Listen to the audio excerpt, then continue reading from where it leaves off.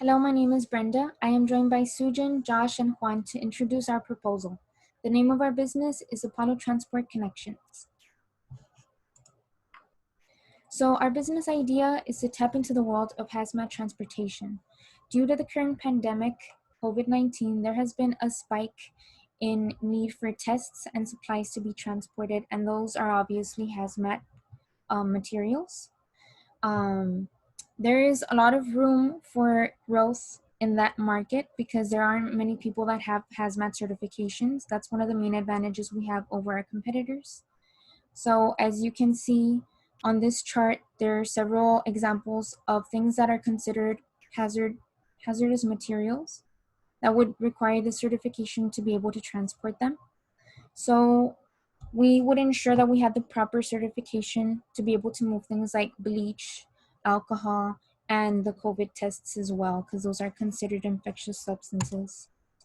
So we specialize in hazmat, as we said before. We are well known for recruiting various hazmat certified participants, and our customers include healthcare departments and laboratories, hospitals, chemical distributors, and manufacturers as well. So it is a very difficult market to get into, but we are willing to put in our time and effort in order to have trainings and to invest in our potential clients. So our business organization is functional. It is a hierarchical structure, as you can tell. The higher the person is on a graph, the more responsibilities they have.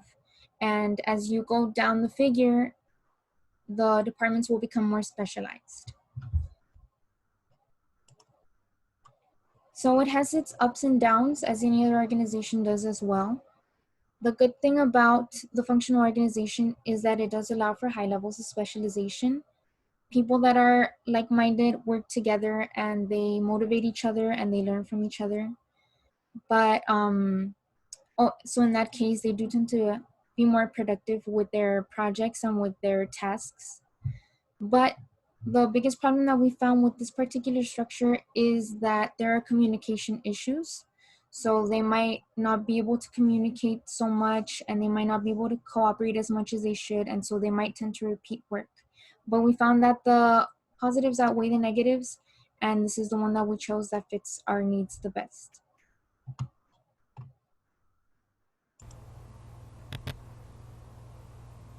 Hello all, we try to make the website simple and easy to navigate around. This is done as we are targeting a wide array of users. Also, we conducted an interview with the potential client, followed by the survey. We came to know about the shortcomings in the web app. First off is the logo. All clients preferred logo over a text. Furthermore, the image we had initially did not serve any purpose. However, the image that we have can be seen over here highlights our company. Also on the very page we have a link that takes directly to the contact page. If we scroll down a little, this part talks about what our company does and who it serves. The next few screen talks more about our company and how we operate. Let me scroll down really slow so that you can see the whole thing. Over here we have a testimonial layer where the users have reviewed us. Lastly, there is a footer page that has a navigation bar followed by social networking icons for marketing the business online. So we go to contact page now. This is our contact page. Once all the fields are entered, we receive the information and the user is replied ASAP. Coming to the register page, separate registration pages, as the information required for shipper and carrier to register is totally different. Therefore, we now have two different registration pages, one for the shipper and one for the carrier. This is the registration page for the shipper, and then let me go back to the register page and let me go click on the for the carrier. You can notice that carrier needs to have driving license number included. However, zippers do not have to enter driving license number. This is but of course obvious because shippers do not require to have a driving license. Hello everyone. Our company has many competitors, and one of those competitors is Superfreight. It is a fairly new company with a new concept in the transportation logistics industry. It has a very easy to use application and website. It offers quality screening for drivers that want to participate in the business. It is very flexible in the sense that drivers can choose the type of truckloads that they feel more comfortable of using. It is very affordable for carriers to use Superfreight instead of other companies. Their main weakness is that they limit the type of materials that drivers can haul. Limitations include hazardous materials and materials with special care. Another type of company is Expo Logistics Incorporated. It is a more established company and very strong in the industry. It has been operating for a long time and has made its name globally. The weakness that this company has is that it spends less money than other companies in research and development. It has a higher workload per worker, as there are fewer workers than the actual work required. The work morale has dropped significantly since culture and politics have grown in recent years.